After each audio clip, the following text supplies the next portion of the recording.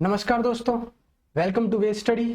Elon Musk ने दावा किया है कि जो उनकी कंपनी है न्यूरालिंक, जो जिस प्रोजेक्ट पे काम कर रही है बीएमआई पे, ब्रेन मशीन इंटरफेस, उन्होंने दावा किया है कि जो वो प्रोजेक्ट बनाएगी वो सहूलियत प्रदान करेगी उन लोगों को जो पैरालिसिस से जूझ रहे हैं या पैरालिसिस हो रखा है, जिनको अपने स्मार्टफोन अपने कंप्यूटर सिस्टम्स को अच्छे से यूज कर पाएंगे। उनका जो ये ट्वीट आया है वो आया है न्यूरालिंक कंपनी के एक वीडियो जारी करने के बाद।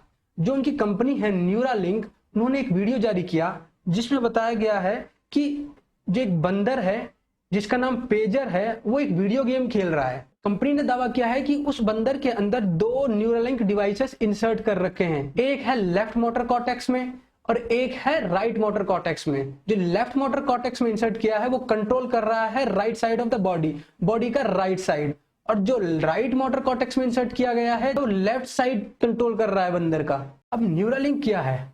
न्यूरालिंक एलन मस्क ने एक कंपनी खड़ी की थी 2016 में, जो 2017 से काम कर रही है एक प्रोडक्ट पे, एक डिवाइस पे जिसको इम्प्लांट किया जाएगा ह्यूमन ब्रेन के अंदर, इंसानों के दिमाग के अंदर, जिसकी वजह से इंसान कम्युनिकेट कर सकते हैं मशीनों के साथ, उनको कंट्रोल कर सकते हैं। बीएमआई पे काम किया जा रहा है, ब्रेन मशीन इंटरफेस पे, जिसकी वजह से इंसान मशीनों के साथ कम्युनिकेट कर सकते हैं और मशीन इंसानों के साथ कम्युनिकेट कर सकती है। उस डिवाइस का नाम रखा गया है N1 चिपसेट, जिसको इंस्टॉल किया जाएगा ह्यूमन स्कल के अंदर। उसकी साइज बताई जा रही है 8 मिलीमीटर जितनी, और उसके अंदर बहुत सारे वायर्स होंगे, इलेक्ट्रोड्स होंगे, इंसुलेशंस होंगे, और जो वायर्स होंगे उनकी साइज बताई जा रही है न्यूरॉन जितनी। जो वायर्स यूज होंगे उनकी साइज होगी न्यूरॉन जितनी। जो हमारे ब्रेन में न्यूरॉन्स हैं उनकी जितनी साइज होगी, और हमारे जो न्यूरॉन्स हैं उनकी साइज हमारे बालों से भी पतली है। हमारा जो सर के बाल हैं उनसे भी पतले होते हैं हमारे न्यूरॉन्स। और इन न्यूरालिंक की मदद से हम सेंड कर पाएंगे, रिसीव कर पाएंगे मैसेजेस, हम कम्युनिकेट कर पाएंगे मशीन्स के साथ।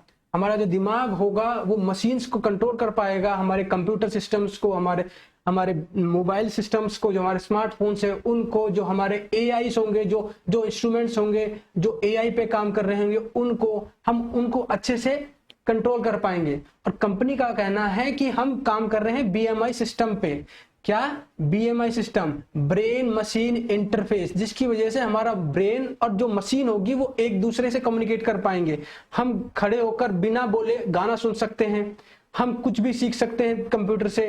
एक मूवी थी मैट्रिक्स, जिसके अंदर जो मेन लीड था वो बिना फिजिकल एक्सरसाइज किए कुंफू सीख रहा था। वो किससे सीख रहा था? BMI through, brain machine interface के थ्रू। तो म्यूजिक सीख सकते हैं बिना हमारा स्मार्टफोन या फोन खोले हुए। जो ओके गूगल बोलना पड़ता है वो बोलने की जरूरत नहीं पड़ेगी, एलेक्सा बोलने की जरूरत नहीं पड़ेगी। हम ऑनलाइन क्लास ले सकते हैं बिना कुछ बोले। तो ये है बीएमआई, ब्रेन मशीन इंटरफेस, जिसके अंदर ब्रेन और मशीन दोनों एक दूसरे से कम्युनिकेट कर सकते हैं, दोनों एक दूसरे को मैसेज भेज सकते हैं।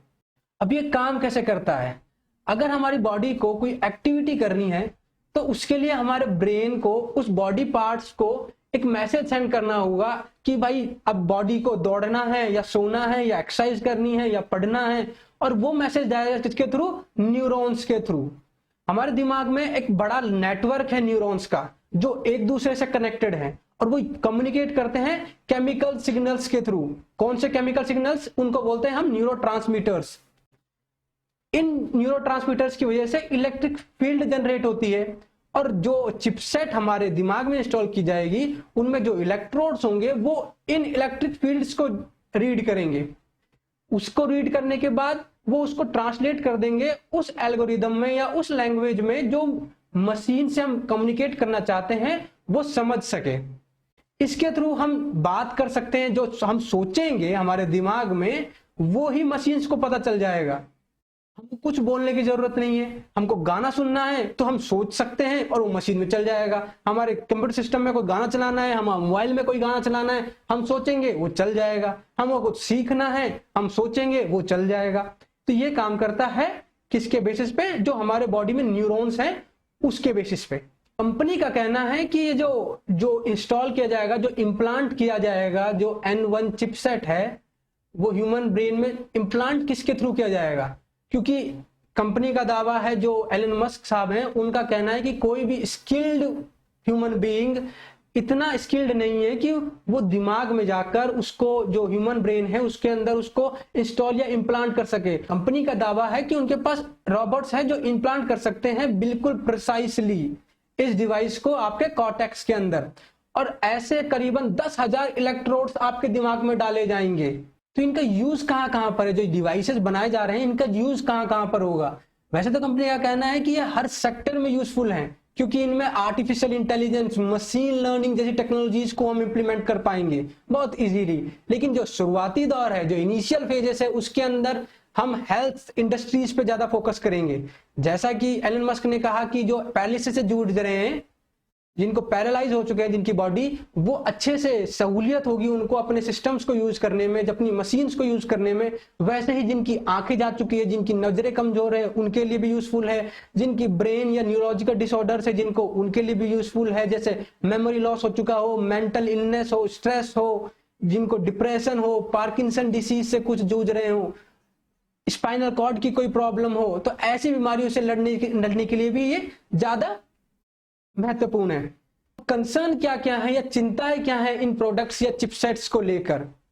क्योंकि कंपनी ने तो कहा है कि ये तो एक रिवोल्यूशनरी स्टेप है, हम ह्यूमन बींग्स को अगले स्टेप पे लेकर चल जाएंगे आर्टिफिशियल इंटेलिजेंस के, मशीन लर्निंग के। इसकी वजह से हमारा जो माइंड है, जो ब्रेन है, वो कंप्यूटर से डायरेक्टली बात कर सकता है, हमें कुछ एक्टिविटी करने की जरूरत नहीं पड़ेगी।